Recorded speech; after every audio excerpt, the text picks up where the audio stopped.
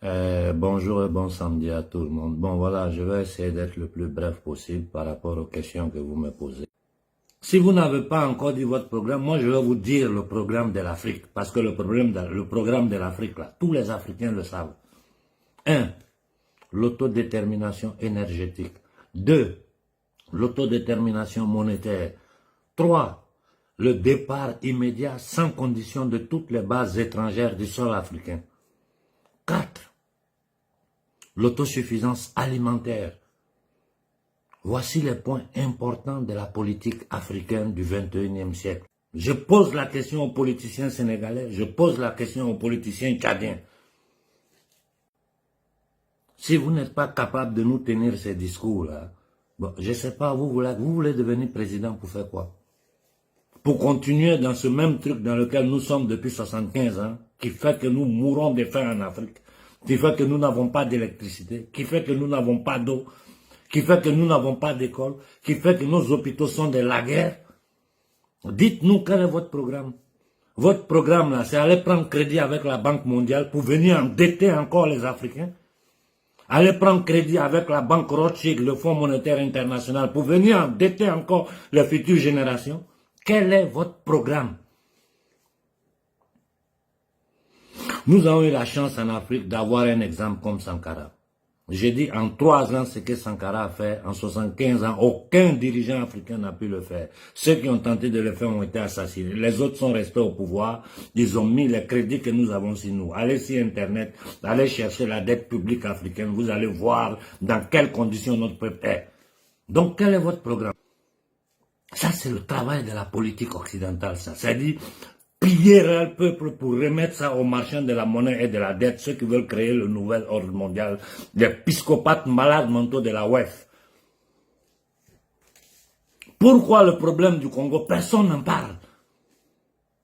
Aujourd'hui, grâce au casino, au bruit que nous sommes en train de faire, ça commence à sortir petit à petit. Même hier, il y a un journaliste en privé qui m'a dit, mais il faut que tu nous expliques exactement c'est quoi le M23, parce que nous, on t'entend parler, mais on n'a pas les détails, on n'arrive pas à comprendre bien qu'est-ce que c'est que le M23. Je lui ai dit, je vais rentrer dans les détails pour vous expliquer les origines du conflit congolais jusqu'à nos jours. Il y a 18 millions de morts, tout ce que le Congo a traversé jusqu'à aujourd'hui.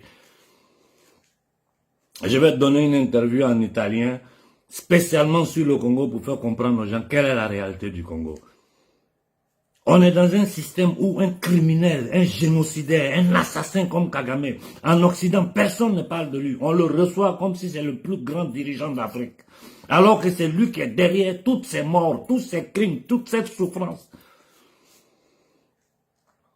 Mais si l'Union européenne et les États-Unis d'Amérique se mettent là tranquillement à construire des projets, avec toutes leurs banques, toutes leurs structures criminelles, à construire des chemins de fer pour faire sortir les matières premières congolaises. Vous êtes combien à le savoir? Cette même Union européenne qui ferme les yeux sur la souffrance des peuples du Sahel, cette même Union européenne, en complicité avec ses patrons de la CIA, sont en train de déverser les terroristes qui font des attaques simultanées partout dans le Sahel.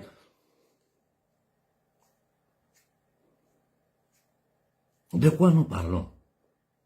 Arrêtez de me divertir avec les faux problèmes de vos leaders fake là. Les gens qui sont là, qui ne sont que des mercenaires, aujourd'hui sont de ce côté, demain ils sont de l'autre côté. Ils n'osent même pas affronter les problèmes réels, vrais du peuple africain. Ce sont des lanceurs de slogans. Personne ne parle du Soudan. Le Soudan n'existe plus. Les gens meurent de faim au Soudan plus qu'en Palestine. Ce que le Congo est en train de subir, pourquoi personne n'en parle? Les crimes de Ouattara en Côte d'Ivoire, pourquoi en Occident personne n'en parle? Il y a le silence. L'Union européenne se présente pour faire des projets avec nous, la Banque mondiale, le Fonds monétaire international, tous ces pays occidentaux qui viennent en Afrique pour parler de projets, pendant que nous sommes dans le franc CFA. Nous sommes dans le franc CFA qui est un crime contre l'humanité. C'est l'Holocauste, la Shoah des peuples africains, le franc CFA. Aux dirigeants de l'AES, je crois qu'il est temps que vous preniez les décisions justes. Ça, je le dis à tout le monde, que personne ne croit, que personne n'ose penser que nous allons nous taire et vous permettre de continuer à faire souffrir notre peuple, parce que quand les gens arrivent au pouvoir, ce qui les intéresse, c'est maintenir leur pouvoir. Ils oublient qu'ils sont arrivés là parce que le peuple leur a donné l'autorisation de gérer la chose publique, non de gérer, de mettre à disposition des usuriers, des criminels, des marchands de la monnaie, de la mort et de la dette, les biens de l'Afrique, pendant que les enfants d'Afrique n'ont pas d'eau, ils n'ont pas de courant, ils n'ont pas de nourriture.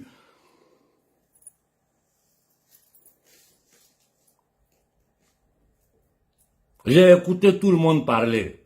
Les gens ne font qu'à analyser. Quelle solution on vous a donné? Personne! Du bla bla bla bla bla. Des gens sont devenus...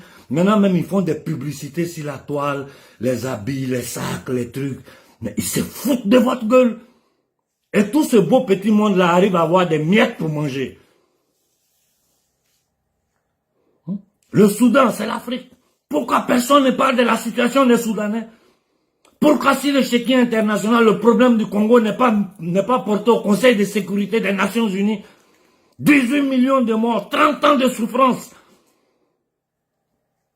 Cependant, ces mêmes gens-là construisent des chemins de fer pour faire sortir les richesses du Congo.